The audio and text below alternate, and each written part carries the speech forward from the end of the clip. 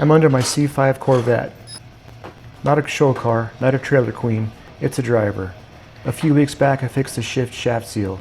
If you missed that, it's on the channel. Today the catback exhaust comes off. Something better goes on. 26 years of stock exhaust doing its job quietly, and I mean quietly. Watch until the end. First start with the new exhaust is in there.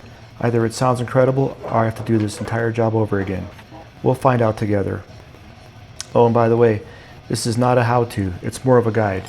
Real shop, real car. Let's get into it.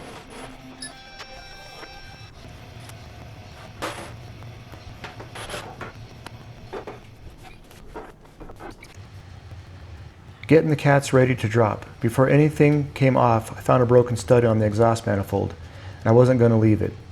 So I welded a nut onto it and zipped it off with an impact. This is the job that hides inside the job. You'll pull one thing back and something else is waiting. That's just how it goes on a 26-year-old car.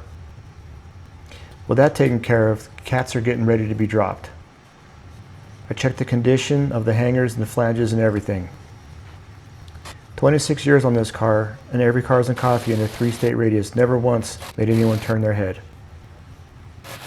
Never actually woke anybody up on the way there either. Well, that ends today.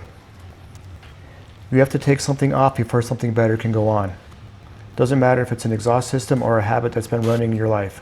Same sequence. The car doesn't mourn the old exhaust, it'll just run better without it.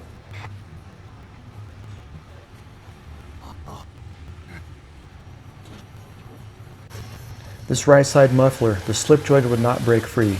I used penetrating oil, heat, persuasion, none of it worked. 26 years and that joint decided it was staying, and I had a different opinion. Reach for the Sawzall. Sometimes the right tool for the right job is the one that ends the argument. Sawzall ended this one pretty quickly. Right here I'm installing the tailpipes, just making sure that they're going to fit. Fitting them together and marking them for a tight fit. Get everything positioned before you tighten anything. A rattle you create today, you'll hear every time you hit the throttle.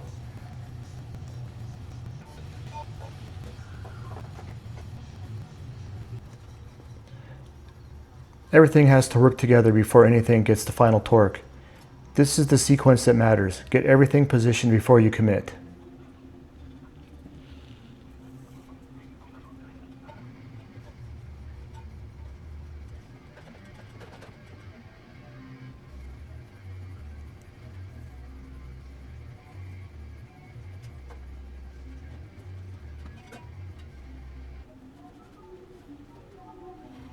Here I'm just marking them for the depth for when I get it installed, just to make sure that I have them all the way in when I put the clamps on, so there's no exhaust leaks.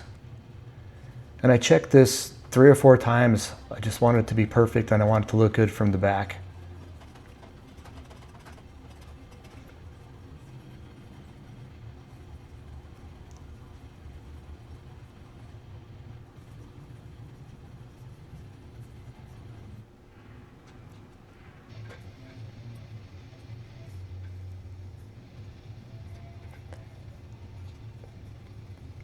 The cat's in, the tailpipes seem to be fitting right.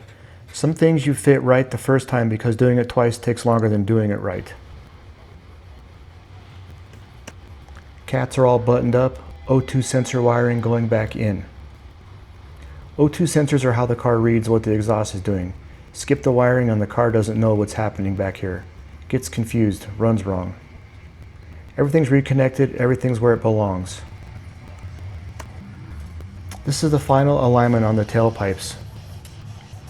I didn't get a very good angle on this with the camera. Sorry about that.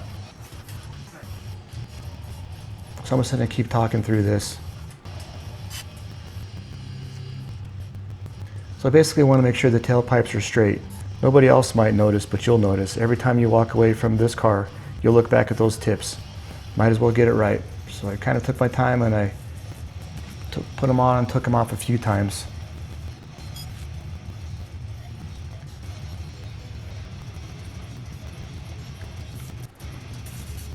See here, looking pretty straight.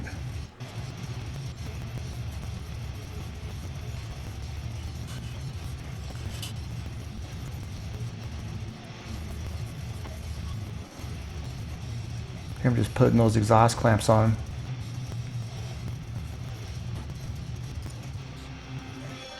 At the slip seal.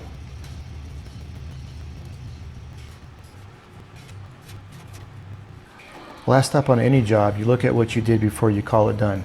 Not because you expect to find something wrong, because the moment you stop checking is the moment something gets missed.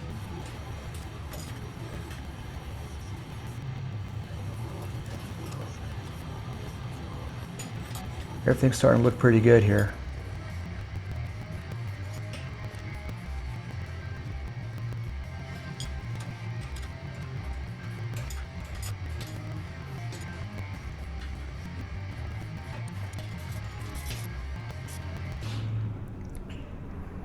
Before we hear the new one, here's what 26 years of stock exhaust sounds like.